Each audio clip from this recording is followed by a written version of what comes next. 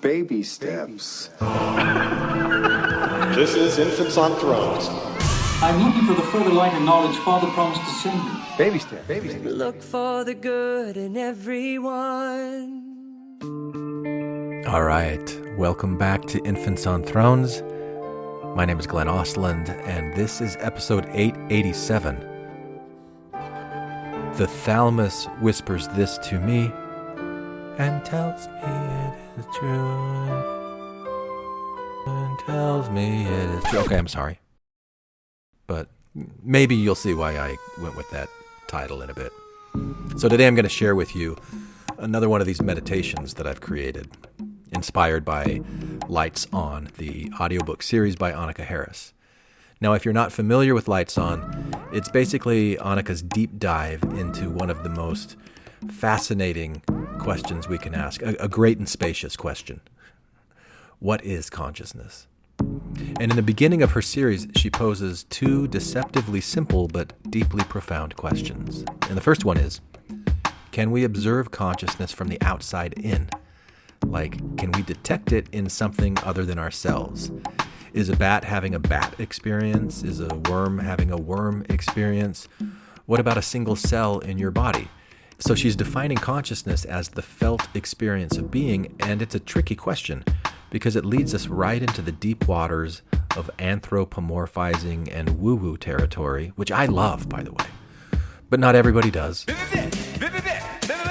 for it, man. You can't touch this. But instead of dismissing it, Annaka says, wait a minute. Let's take this seriously.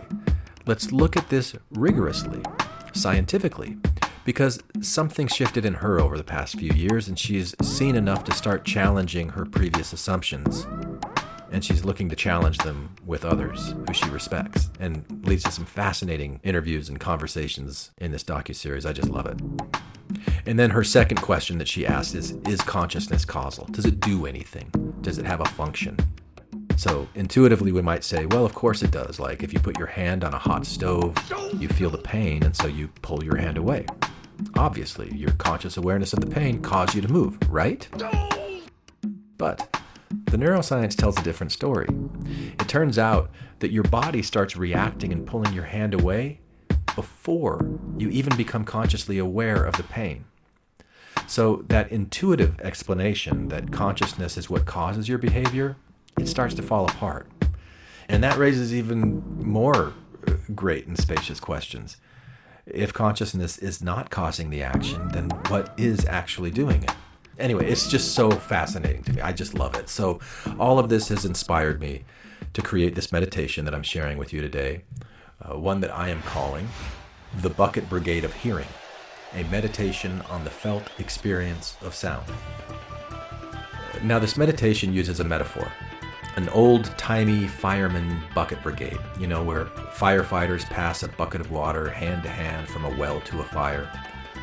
I use that image to represent how a sound wave, which starts off as air molecules vibrating, gets passed along through a sequence of living biological systems in your body, hitting the eardrum, moving through your brain, from the moment that the sound enters your ear to the moment it becomes meaningful. All of that is a living, felt experience process. And as I was working through this, it reminded me of when I was back in the MTC and I was learning Japanese before going to Japan on my mission. And at first, those sounds of these Japanese words were just meaningless noise. But over time, after hearing them again and again, something shifted. My brain adapted. I started to understand. And now when I hear Japanese words, it's layered with meaning. Something happened in my brain and to me. And that something is consciousness. It's like these felt experiences have been shaped and crystallized over time, embedded into DNA, molded by repetition, and that is just endlessly fascinating to me, whether there were horses in the Book of Mormon or not. Now, a quick note about the structure of the meditation itself. I use binaural beats, which means that I play a slightly different tone in each ear.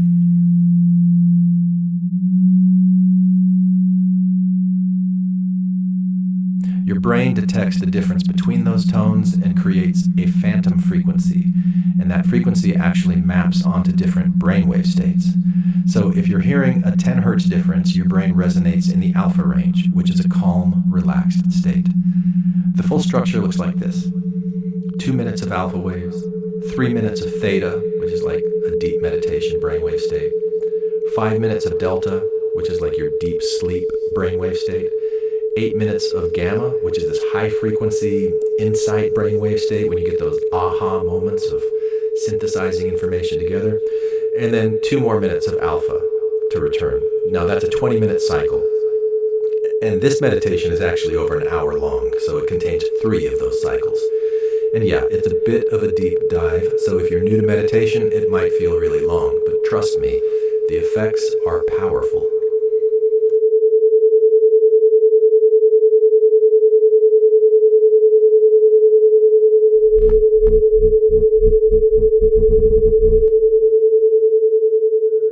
Now, these meditations are designed to calm and soothe your parasympathetic nervous system, that rest and repair mode that we so often neglect in our go lives.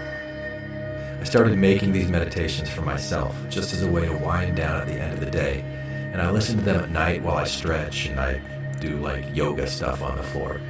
It's become part of my self-care routine, especially now that I'm working as a therapist. And now, sharing them here with you on Infants on Thrones, a space that's been so foundational for me to process ideas and question what's real, that just feels right. So, with no further ado, after this long but hopefully intriguing setup, here is the Bucket Brigade of Hearing, a meditation on the felt experience of sound. Welcome to Lights In, a meditation-based reflection, personal reflection, one that I create for myself and then decided to share with others, inspired by Annaka Harris's Lights On. Now, I'm not a scientist, but I am deeply grateful for the questions Annaka is raising, especially her invitation to reconsider whether consciousness might be fundamental to reality itself. She's pointing in a bold direction, and I want to imagine what that might mean, poetically, personally, experientially, this felt thing, what it feels like to consider her words in a state of meditation. Now, I hold a master's degree in folklore and another in clinical mental health counseling.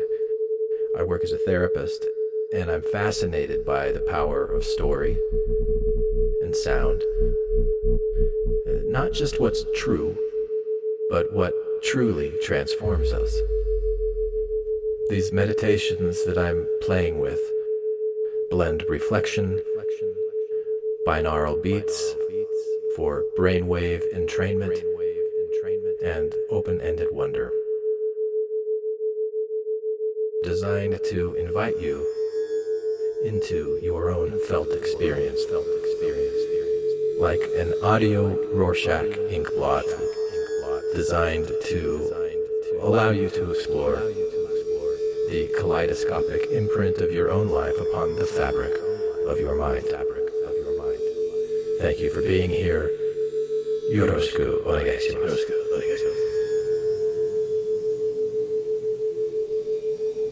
Are you ready? Let's begin. Sound is kind of like ping pong in a way, isn't it? Air molecules hit your eardrum, and your brain immediately transforms those impacts into words and meaning and feelings. Because of the carefully designed sound frequencies used in this meditation, in order to take full advantage of your brain's transformative powers, it is important that you listen using earbuds or headphones, and that the sounds you hear right now are in your left ear only. If the sounds you hear right now are not in your left ear only, change your headphones around now. Once this sound is in your left ear only, you are ready to begin to receive.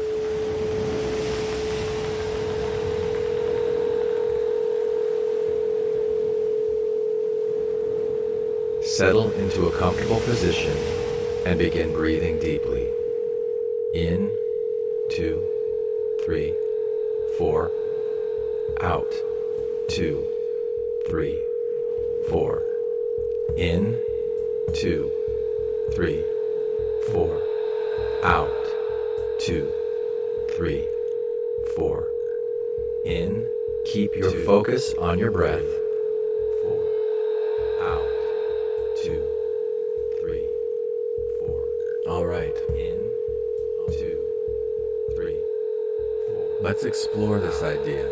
2, 3, 4. Of consciousness as 2, 3. Let's explore this idea. A felt experience. Of being.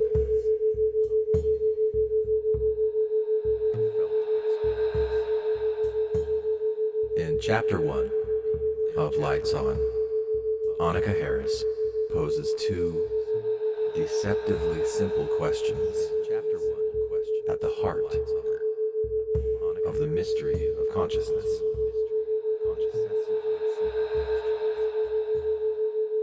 First, can we recognize consciousness from the outside looking in? And two, does consciousness serve a function? Is it doing anything? Is it causal? Does consciousness serve a function? To explore these questions, Harris invites us to look beyond our everyday assumptions. Not to define consciousness as thought, or language, or even self-awareness, but to feel into something more fundamental. What if consciousness is simply the felt experience of being? What if consciousness is simply, as philosopher Thomas Nagel famously put it, an organism is conscious if there is something it is like to be that organism. An organism is conscious. This meditation,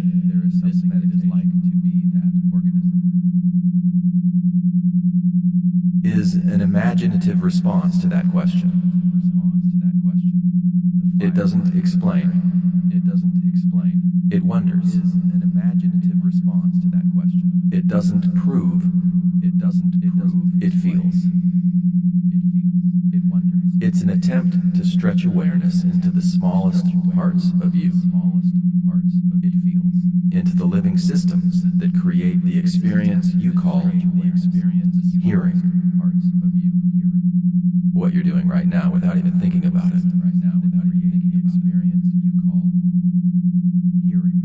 So what if, instead of skipping straight to the final moment, I hear a sound? What if we slow down? Instead of skipping straight and we visit each I hear a sound step. What if we slow down? What if we imagine that sound is like a bucket of water, passed hand to hand down a fire line of tiny responders? Sound is like a bucket of water, passed hand to cells, a fire line, tissues, responders, bones, fluids, neurons, each one receiving, transforming, and passing along an experience, a felt experience of being, each one responding not because it was told to, or because it thinks it's the right thing to do, or it was in the mood. Each one responding, but not because it's very structured, or because it thinks it's the right thing to do. Its very way of being, was shaped by countless generations of felt interactions with the world. Shaped by countless generations These firemen of the bodies don't choose to participate. They don't pause or reflect. But they respond because they've evolved this way over millions of years. Layer upon layer of felt experience embedded in form, crystallized in function. Layer upon layer of felt experience embedded in form. Their reactions, what they feel and how they respond are not random. They are part of a great winnowing process. What they feel and how they respond are not random. Those that feel in ways that work, that harmonize, that help the signal pass forward, those that feel in ways that those are the ones that last. That continue, that help the signal pass, that become part of the lineage of perception. Those are the ones that last. So in what follows, we will explore just one of these emergent systems. The pathway of hearing. 10 transformation points. 10 firemen. 10 small yeses. Each one alive in its own way. Each one playing a role in turning air pressure into meaning. Vibration into memory. Sound into self. And if consciousness really is a felt experience, if there is something that it is like to be alive in these tiny moments, then perhaps we don't have to look for consciousness only at the end of the line. Perhaps it flows through every step. And perhaps that is what builds the experience you are having right now. The one where these words make some kind of sense to you. Where something in you is listening and recognizing where something itself in you is listening and recognizing itself.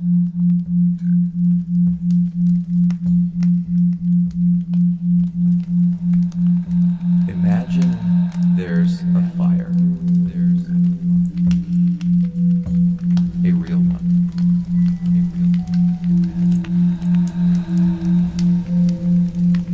Flame licking through wood.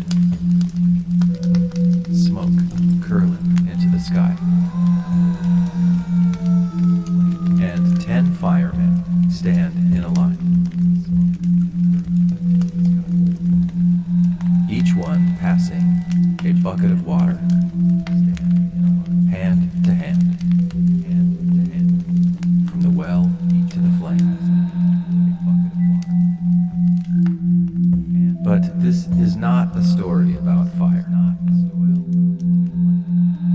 And these are not human firemen. But this is not a story about fire. These are living parts of you. The ones who work in silence, who have been practicing their movements for millions of years. The ones who work in silence. You never see them, you never thank them, but they're there. Right now. Passing something from one to the next. Except, here's the trick. They're not passing the same bucket. And it's not the same water. Each time the bucket is handed off, it is changed by the shape of the hand, by the weight it is carrying. carrying is changed by the temperature of what's inside, and the ones passing the bucket, by the temperature. They don't have time to wonder.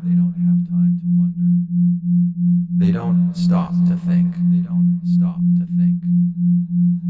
They feel the change. And their whole purpose is to respond, to move it forward, to keep it flowing. They are alive. And even though they're not aware the way you are, their feeling is real. It is what makes your awareness possible. Their feeling is real. This is the story of how you hear. It is what makes your awareness of how a ripple in the air becomes a word.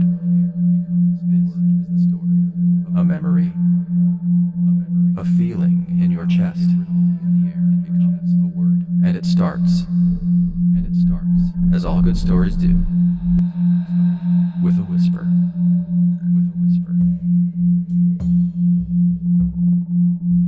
Fireman 1, the ripple in the air.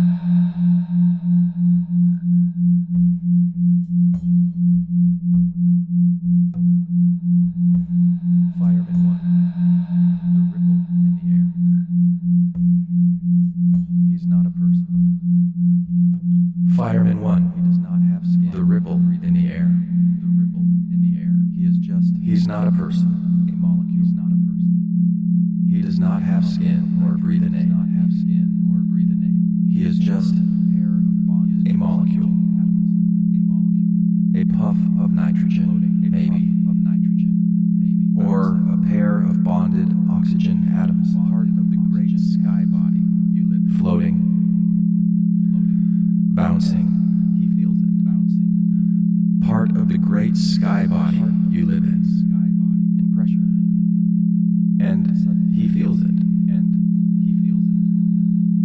A shift in pressure. A sudden pull. And it has shoved the air. Something nearby has moved quickly. He does not sharply. And it has shoved the air. He does not know what made it. His neighbor. But it moves him. And she bumps into hers. And when he bumps into his neighbor moves too. And she bumps into hers. And just like that, a ripple begins. Not a sound yet, just a wave of pushes and pulls. Molecules jostling each other in a kind of invisible dance. Faster than you can blink. And the wave travels. But none of it travels fast. Faster than you can blink. Past the energy on. But none of them are going anywhere. Really, they just pass the energy on. Their job is each one feeling a little nudge, and nudging the next, and pass it on. Their job is simple. Not with their job is simple. Feel the bump, but with the way they were made to move. Pass it on. Not with thought. Air molecules, not with your lungs tomorrow, but with the way they were made to move. Some of these air molecules will be in your lungs tomorrow. But this moment, some have circled the earth 10,000 times. This part of their life lasts. They live for years. But this moment, this push, this part of their life lasts only a fraction of a second. And in that tiny blink of time, they are the first ones to carry the message. They don't know how they're helping you hear. They don't know what hearing is. But they know how to move when moved. And that's all it takes.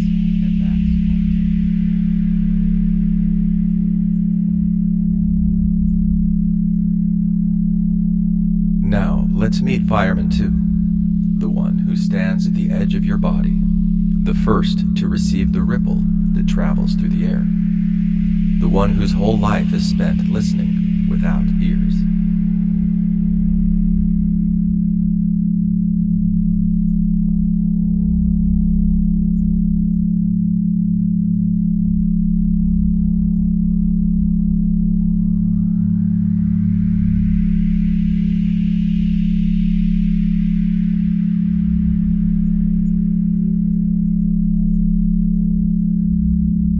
Fireman 2, the living skin that listens, aka your tympanic membrane or eardrum. Now the ripple has traveled. A soft push, a tremble in the wind, and it arrives at a boundary, the place where you begin. Fireman 2 is stationed right at that threshold. She is not just one person. She is a whole community of tiny lives, woven together into a living drumhead, a skin made for listening. She has no brain, no eyes, but she feels everything. She's stretched tight on a trampoline, anchored at the edges,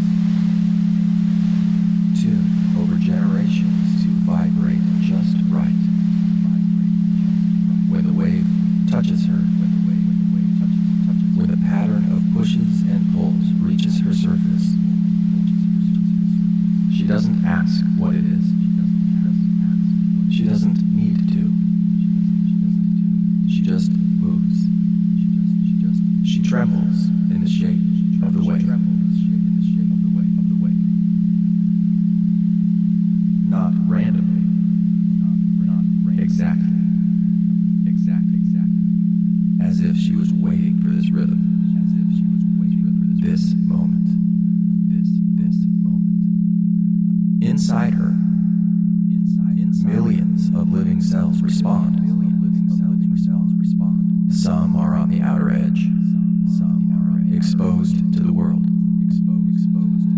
They feel the ripple first. They pass the movement inward. Others deep in the middle, made of fibers and threads, feel the tension. They tighten. They yield. Still others live on the warm, wet side, the inside of your ear, quietly caring for the health of the whole, making sure the drum stays smooth, clean, and whole. Together, they are one body. One voice. One yes. And they are not dead tissue. They are alive. Warm. Responsive. They whisper to each other. In tiny pulses. The flow of minerals. In the dance of stretching and releasing. They feel the shape of every sound. As pressure, as sway, as subtle shift. They may not know what the wave means, but they know how to be with it. That is their knowing. That is their offering. They do not live forever. The outermost ones, the skin-like cells, live only a few weeks. They flake away like dust, and new ones rise to take their place. The deeper ones, the builders and holders, they live longer. Months, sometimes years, but they too are part of a cycle. A lineage of feeling passed down from one cell to the next. Each one is born into knowing how to listen. Not because it was taught, but because it is made to feel. This is not a passive surface. This is a living welcome mat, saying to the world, I am here, we are here. I am open, we are open. Come, speak through me. Come, speak through us. And when the ripple lands, she moves with it, then turns, and passes it along.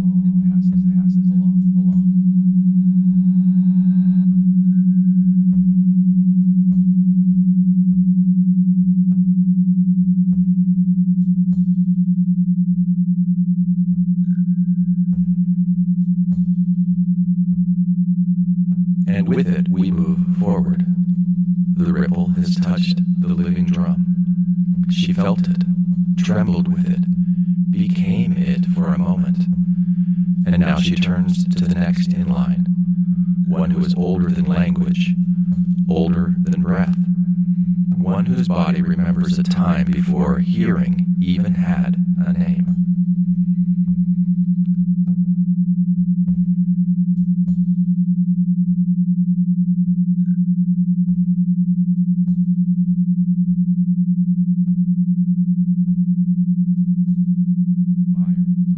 Fireman 3, the ancient bones that dance, aka the ossicles, Malleus, Incus, Stapes.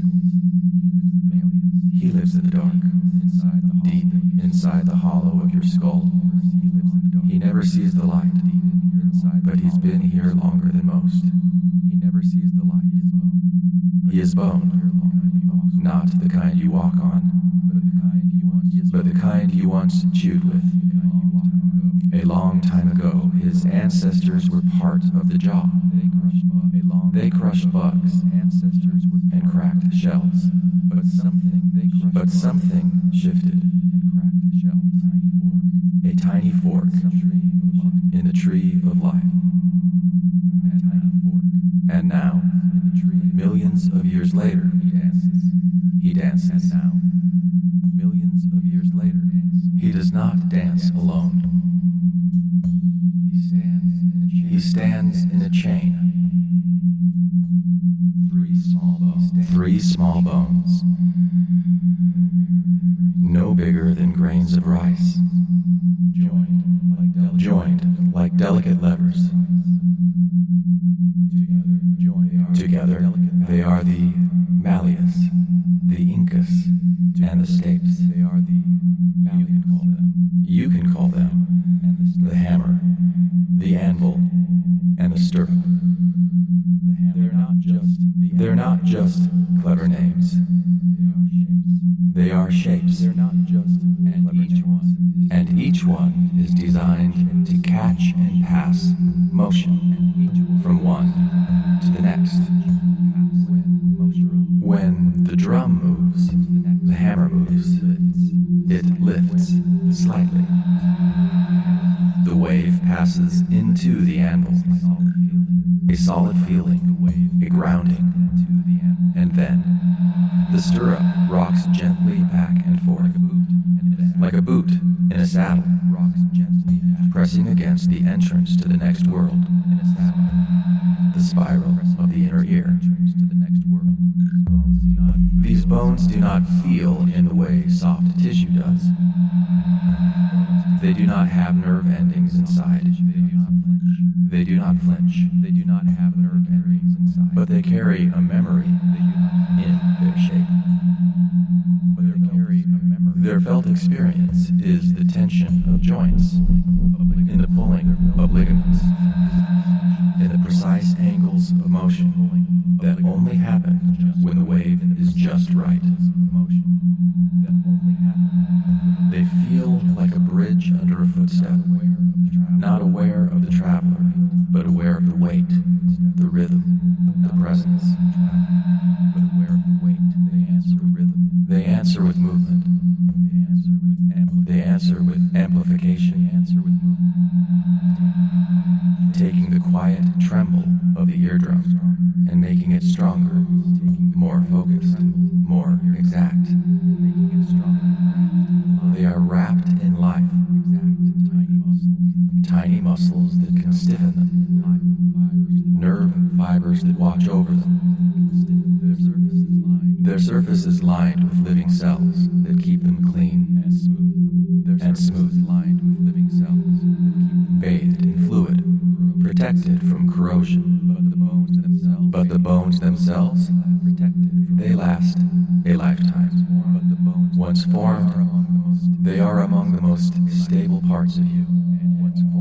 And yet, they are always moving, always responding, always passing on what they receive, without changing its shape, but shaping its power.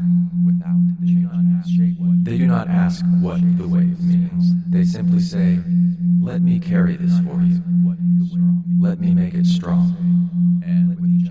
And with a gentle press, they send it onward into the next fireman's waiting hands.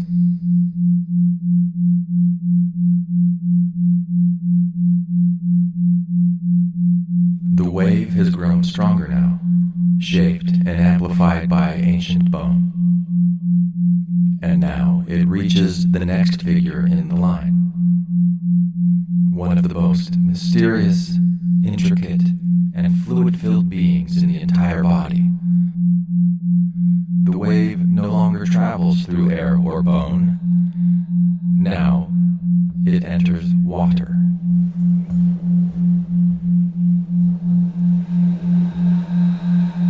Fireman 4, the spiral that sings in water. AKA the cochlea and the basilar membrane. She is a spiral, curled like a seashell, tucked deep inside your skull. She is small, just the size of a pea. But inside her, a world unfolds. She is no dry place. She is filled with fluid. Warm, salt-rich, humming with motion. Her walls shimmer with life. She is not hollow. She is alive. And every drop inside her can feel. The stirrup, the final bone, presses on a small window at her base. Not hard, not fast, just enough. And that gentle push sends a ripple through her waters. This is not like the ripple in air. This is denser, slower, more deliberate. The energy becomes a wave in fluid, curling through the spiral's winding path. And as it moves, it brushes against something soft but tuned, the basilar membrane. Imagine a ribbon stretched along the length of the spiral. This ribbon is special. Each section is tuned to a different pitch. The bass hears high notes. The tip hears deep ones. It is like a piano keyboard made of living flesh. And as the wave travels through the spiral, it touches only one place enough to wake it. That spot swells. It trembles. It says, "This one is mine." The wave does not wake the whole ribbon. Just one spot. The place where frequency fits. And in that trembling, the next fireman begins to stir. But pause here and feel what Fireman 4 has done. She has taken a wave from the air, carried by pump, and transformed it into a wave in water. Each one now filtered by tone, separated by pitch. What was once a single push has now become a song of placements, a map of vibration, drawn across her spiral body. She does not know the sound. She does not know the word. But she knows where the wave belongs. And that knowing shapes what comes next. Her body is made of many cells, thousands of supporting fibers, living in the basilar ribbon, woven with blood vessels and nerves. They do not have long lives. Some live only days, others weeks. But like coral reefs or forests, it's not the age of the parts. It's the pattern of their togetherness that makes her whole. She is old in design. The cochlea evolved more than 300 million years ago. Yet, here she is, still listening, still sorting sound by pitch and place. She does not pass the bucket. She passes the pattern, the next wave, the focused tremble that will awaken the next to feel. And now, the water sings, and the hairs begin to move.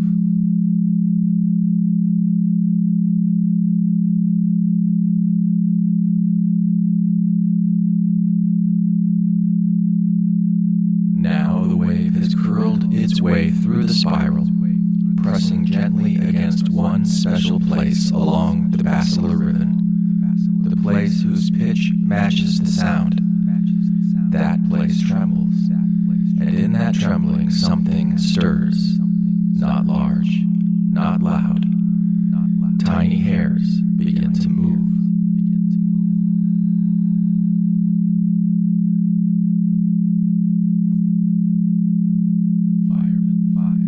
Fireman 5, the hair that feels and fires, aka the inner hair cells. He is small, so small you would need a microscope to even glimpse him. But in his stillness, he is a sentinel.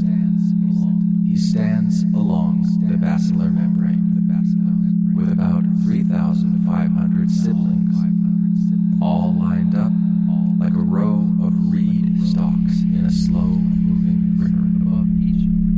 Above each of them rise bundles of hair-like filaments, delicate and exact. But these are not hairs like on your head. These are living antennae. They bend, They speak without sound. When the wave reaches this spot, he knows it, not with thought, but with resonance. His hairs bend, just a tiny bit, just enough. That bending pulls on the tips, which tug on the tiny threads, which open tiny doors in his skin. And through those doors, ions rush in. Not ideas, not emotions, just little charged particles of potassium and calcium pouring in like morning light through an open window. And with that, he comes alive. Inside him, the signal builds. He does not think fire now. He just feels the surge and releases a packet of chemical messages. A whisper of neurotransmitter into the waiting cleft between himself and the nerve that holds out its hand. That nerve receives it and turns it into electric fire. But that is Fireman 6's job. Fireman 5's entire life is about this one thing, turning a wave into a signal. Mechanical becomes chemical. Feeling becomes message. It happens in milliseconds. But it happens with precision. He does not live long if he is injured. He does not grow back. Humans are born with a set number of these inner hair cells, and they do not regenerate. He is vulnerable to loud sounds, to illness, to time. But while he lives, he is fierce in his clarity. Inside him, the cell is humming with life. Mitochondria are spinning energy. Vesicles are packaging neurotransmitters.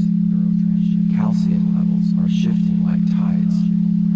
He is not aware, but he is responsive, intelligent in his pattern. He was born into this knowing. His hairs grow in a staircase, perfectly positioned for the smallest bend to make the largest change. When he bends, he opens. When he opens, he speaks. And in that moment, you are closer to hearing than you have ever been. The ripple has become a spark, and now it leaps to the next.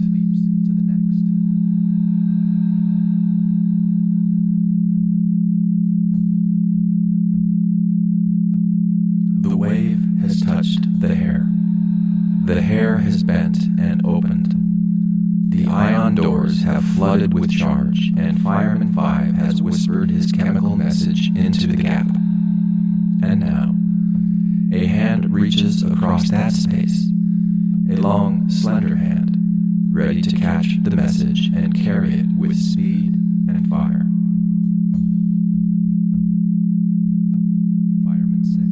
Fireman 6, the wire that runs with light, aka the auditory nerve fiber, cranial nerve 8. He is a wire, but not a cold one. Not copper, not plastic. He is living thread, a long, delicate strand of neuron stretching from the cochlea into the base of the brain. When the neurotransmitter touches his waiting receptors, something begins. Not a push, not a pull, but a pulse, an electrical flicker that starts at the base and races forward. This is not like lightning. It's not wild or chaotic. It is a controlled cascade A wave of charge moving along his surface, triggered by tiny doors that open and close with timing as precise as music. The inside of his body is negative, and the outside positive. But when the signal starts, that balance flips, not all at once, but in a wave, like dominoes falling. That wave is called a spike, a fire, a yes, and it moves. He does not carry one signal. He carries many thousands of auditory nerve fibers travel together, like a cable made of living wires, each one tuned to a different place on the cochlea's spiral. They run in parallel, each with their own rhythm, their own beat. Together they create a symphony of pulses, encoded bursts of timing and pitch and intensity. This is the language the brain can understand. Not pressure, not vibration, not wave, but patterned electricity. Fireman 6 does not know where he's going, but he has grown to go there. From the moment he first stretched his axon toward the brainstem, he was drawn, like a root growing toward water. He passes the signal with speed, 120 meters per second, faster than a blink, but never rushed, always clean, always exact. He does not act alone. His whole body is wrapped in myelin, a living sheath made by other cells, glial cells, that insulate him, allowing the signal to jump forward in leaps faster than if it crawled. He is fed by blood, protected by bone, wired into everything. And though he doesn't think, he knows how to fire when the time is right. He does not interpret. He does not decide.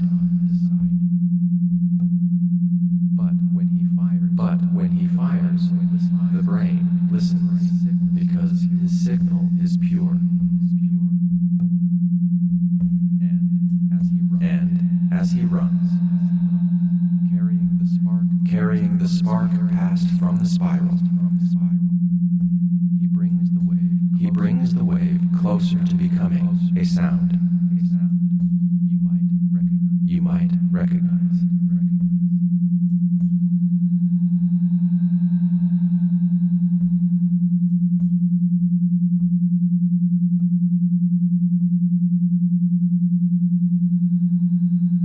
The signal has leapt into the living wire, a spark, a pattern, a rapid-fire rhythm.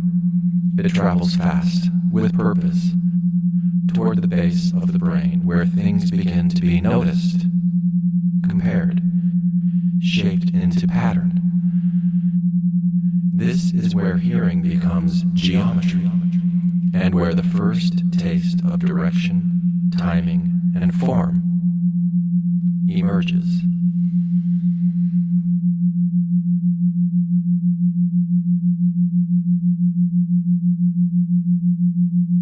Fireman 7. The first place patterns begin. Fireman 7. AKA the brainstem nuclei, cochlear nucleus, superior olivary complex, inferior colliculus. He is not one figure. He is a small village tucked into the base of your brain. Ancient, quiet, and deeply rooted. He's been here longer than language, longer than thinking, longer than self. He does not feel like thoughts. He feels like mapping, like the first moment a spark of something starts to take shape. The signal from the auditory nerve enters this place like a braid of light, many strands pulsing at once. Fireman 7 listens not to each strand alone, but to the space between them. He notices, when did this one fire? How loud was it? Did the left side fire before the right? Was this higher, lower, faster, softer? He compares. He triangulates. He starts to build a picture, made not of lines, but of timing. This is where sound starts to get its place. It's where. It's when. It's texture. One part of him, the cochlear nucleus, receives the raw signals like a sorting house. It directs them forward with slight shifts, dividing the pulses based on frequency and timing. Another part, the superior olivary complex, feels the delay between left and right. If one side heard it just a little earlier, he knows where the sound came from, not by thinking, but by feeling symmetry break. Another part, the inferior colliculus, begins to integrate this pattern. He builds a map, not just of one sound, but of how sounds are changing over time. You don't know it yet, but this is where you begin to turn your head. This is where you know. That came from behind me. Inside these structures, millions of neurons fire together, like a woven forest of lightning bugs. Some of these cells are fast and sharp, built for precision. Others are slower, blending pulses into shapes that last. Their connections grow through experience. They listen from the moment you are born, shaped by your language, your environment, even by the music your mother played while you were in the womb. They live for years, decades, but they change as you change. They are sculpted by what you hear. They are not you, but they are the ground you stand on. When you say, I heard something, they do not yet know what the sound is, but they know how to feel its edges, how to make it real in space. They are the first to say, this is not just a wave. This is something happening somewhere. And they send this knowing upward toward the gatekeeper.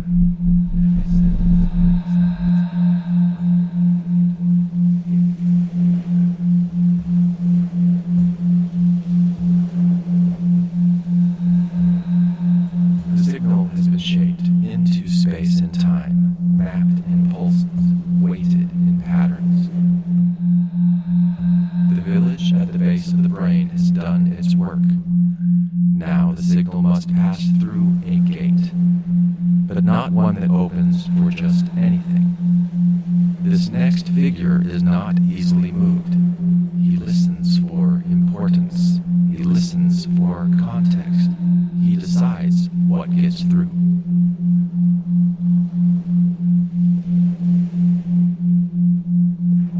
Fireman 8, the gate that feels what matters, aka the thalamus. He stands at a doorway, not rigid, not mechanical, but alive, breathing, listening. He is the thalamus, a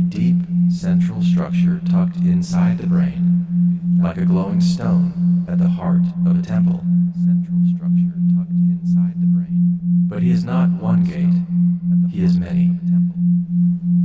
A ring of sentinels, but he is not one gate. A network of passers and sorters and whisperers of sentinels, who are always paying attention to everything at once. When the sound signal arrives, this pattern of electrical pulses, carved by waves, timed by bones, filtered by maps, he feels it. But he does not just feel it, he also feels you.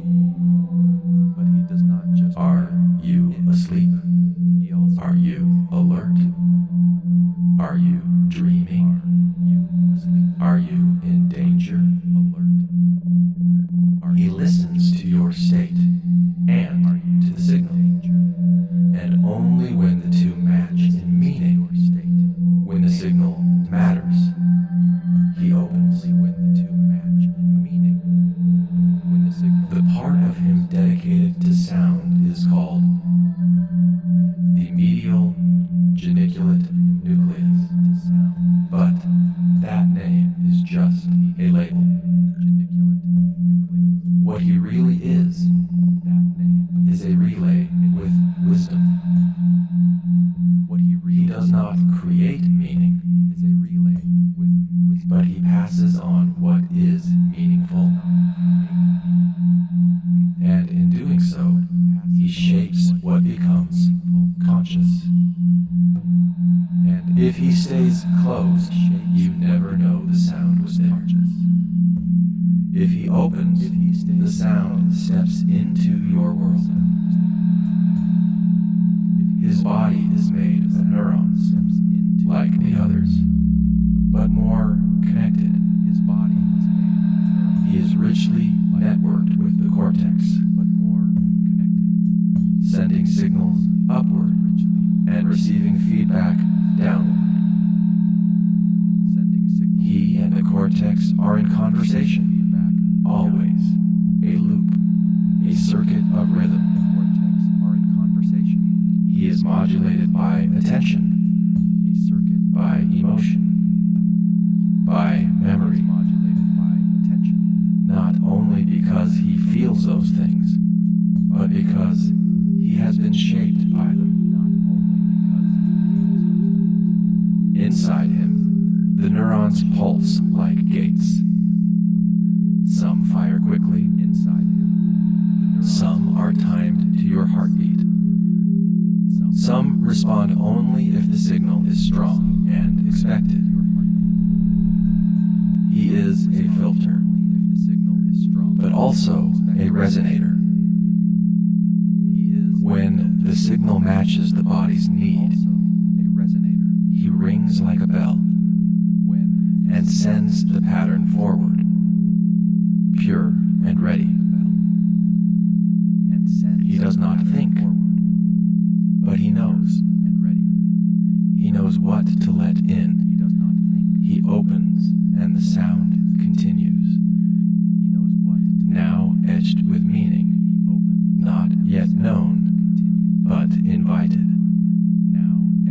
And he passes it upward into the folds of knowing.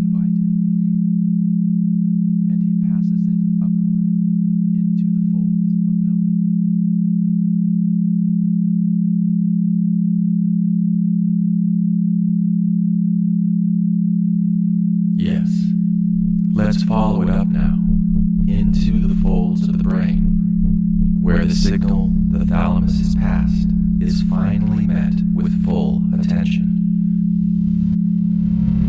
This is where it all begins to glow with awareness, where sound becomes something you can recognize, name, remember, feel. Here, the spark enters the wide open field, the place where hearing becomes experience.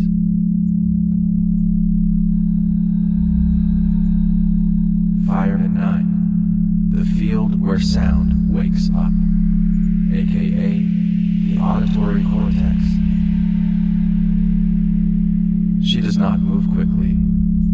She does not need to. She is spread wide. A landscape folded into the side of your brain, layered in waves and hills of gray matter. She is the auditory cortex. And this is where the sound is finally heard. Not just received, not just felt, but fully opened into presence. This signal arrives like a visitor, coded, pulsing, precise. She takes it in, and then she unwraps it. She lays it out across her layers. She matches it to memory. She pulls it through the weave of rhythm and tone. She feels its pitch. She spreads its loudness. She shapes its sequence. She does not ask what it means, not yet. But she makes it possible for someone else to ask. She is the field where sound becomes perceivable form. Inside her, millions of neurons fire in patterns. Some are tuned to high pitches, others too low. Some care about sudden changes, others about steady rhythms.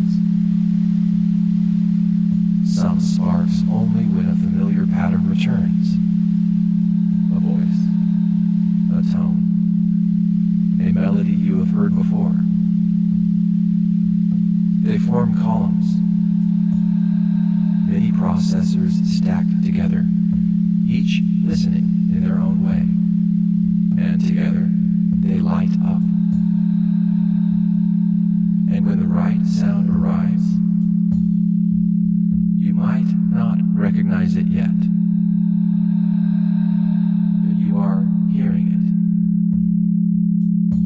You are with it now. She is richly connected, wired to memory, wired to emotion, wired to language.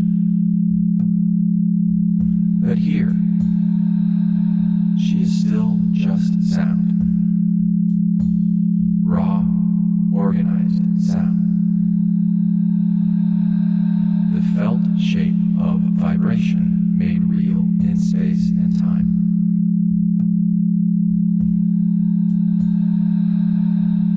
Made real in time and space. If the thalamus is the gate, she is the garden.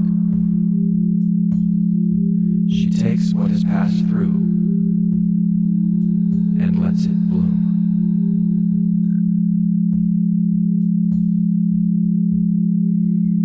The cells here live long, decades, but they are shaped by experience. They grow and prune their branches based on what you listen to.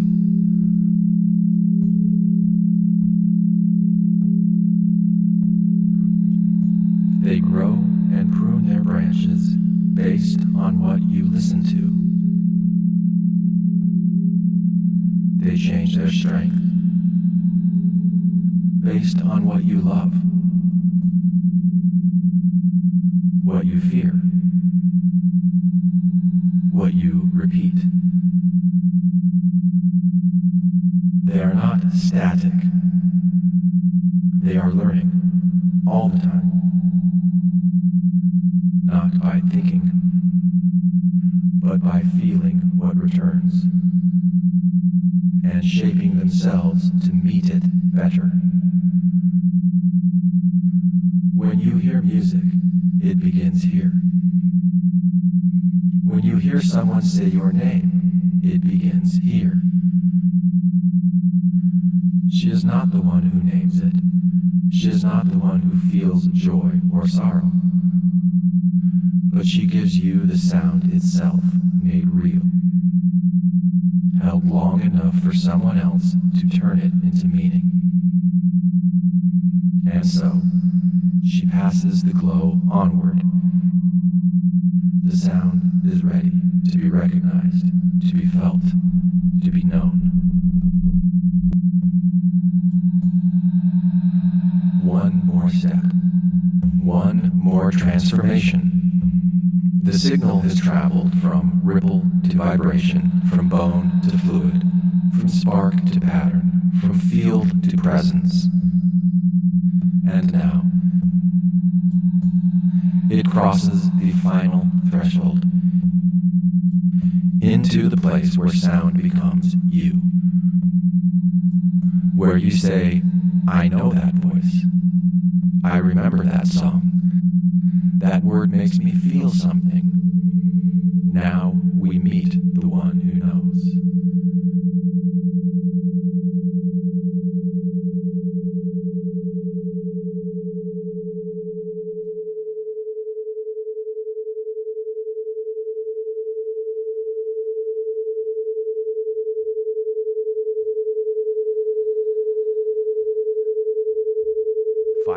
Fireman 10, the one who knows what it means, aka auditory association areas, language, memory, emotion. He does not stand in one place. He is everywhere at once, scattered through the folds of your brain like campfires lit across a landscape, each one warming a different kind of knowing. The sound arrives, fresh from the auditory cortex, still shaped like rhythm, still glowing with tone, but now it is ready to become more. One campfire is Wernick's area. She hears the shape of the sound and feels for the words inside it, not as a guess, not as a trick, but as a match. A sudden settling, as if a stone clicked into place. She knows what words are supposed to feel like. The length, the curl, the syllables. She listens for that feeling, and when it comes, she lets the word rise. Another fire burns in the frontal cortex. He receives the sound and begins to prepare your response. Do you speak back? Do you turn your head? Do you stay silent? He holds the thread between sound and action. And down deeper, warmer fires glow in the limbic system, the amygdala, the hippocampus. They do not hear words. They do not need to. They feel the tone, the memory, the emotion tucked inside the sound. Is it familiar? Is it safe? Does it hurt? They know how sound feels inside the body, even before you know you've reacted. This is the final pass in the fire line. Here, the sound becomes meaning. Here, the pattern becomes personal.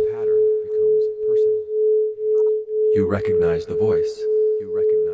You understand the joke. You feel the ache in the song. The neurons here do not just fire. They light up with experience, with memory, with identity. With identity. Some of them will remember this moment. Some of them will remember this moment. They will grow tiny branches tonight while you sleep. Marking that this sound mattered. That this sound mattered. That it touched you. That it touched you. That it changed you. That it changed you. These cells live a long time. But they're always changing. Shaped by what you hear. By what you pay attention to. By what you care about. They are your keepers of story. The ones who say, I've heard this before. I know what it means. This is part of who I am. And when they light up, you do not just hear. You understand. You feel. You respond. The fire line is complete. From molecule to meaning. From air to awareness. Not one part knew the whole. Not one step was enough. But together, through 1,000 tiny felt responses, by living things who do not think but know how to be moved, you are given the simple, extraordinary gift of hearing. Thank you for listening to Infants on Thrones.